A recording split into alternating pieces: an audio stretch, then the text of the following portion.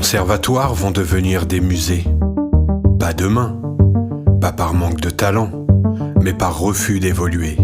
Pendant des décennies, la musique moderne et la MAO ont été reléguées au second plan, tolérées parfois, rarement intégrées structurellement. Aujourd'hui, avec l'arrivée de l'IA générative musicale, ce décalage devient impossible à ignorer.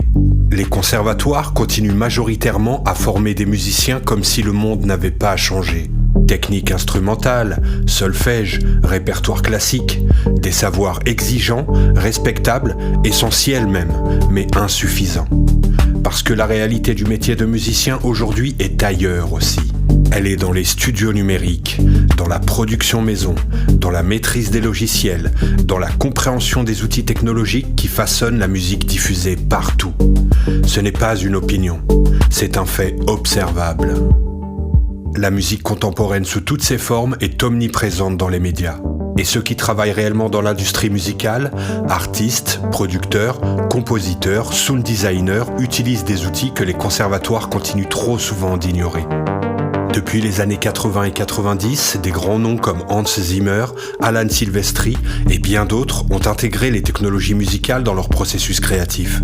Ils ont compris que les synthétiseurs, les logiciels et la production numérique n'étaient pas des gadgets, mais des outils essentiels pour innover et produire de la musique contemporaine. Il y a donc un décalage profond. D'un côté, des institutions qui forment des musiciens techniquement excellents. De l'autre, un marché du travail qui demande des compétences complètement différentes. Le risque n'est pas artistique, il est professionnel. Former des musiciens brillants, mais inadaptés au mode de création contemporain, c'est les condamner à l'incompréhension du réel. Et cette situation persiste. Les conservatoires ne disparaîtront pas, ils se figeront. Ils deviendront des lieux de conservation du savoir, des lieux qui préservent une histoire, une tradition, une époque. Mais un musée, aussi respectable soit-il, ne prépare jamais à l'avenir. La question n'est donc pas de savoir si les conservatoires doivent évoluer. Ils le doivent. La vraie question est, vont-ils l'accepter ? Et j'en doute fortement. Car refuser la MAO, l'IA et plus largement les pratiques technologiques musicales contemporaines, ce n'est pas défendre l'exigence artistique, c'est se couper du réel. À l'inverse, intégrer ces outils ne signifie pas renoncer à la rigueur, ni à la transmission, ni à l'excellence. Cela signifie redonner au conservatoire un rôle vivant, connecté, actuel. Sans cette mue, ils ne seront plus des lieux de formation, mais des lieux de conservation. Et la musique, elle, continuera d'évoluer sans eux. Selon vous, les conservatoires doivent-ils rester des gardiens du passé ou devenir des acteurs du présent musical ?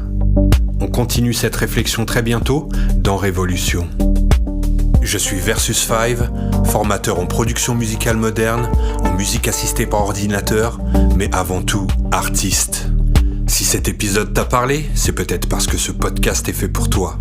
Ce podcast s'adresse aux artistes, musiciens, compositeurs, chanteurs, à celles et ceux qui continuent de créer, même quand tout devient flou. Ici, je ne donne pas de leçons. Je partage des questions, des doutes, des réflexions, celles d'un artiste dans une époque où l'intelligence artificielle change les règles. Chaque épisode part d'une idée simple, un ressenti, une question ouverte. Abonne-toi à ce podcast et si tu connais un artiste qui a ces questions, partage-lui cet épisode. On se retrouve bientôt avec Subsonic Academy pour continuer à réfléchir ensemble à ce que signifie être artiste aujourd'hui.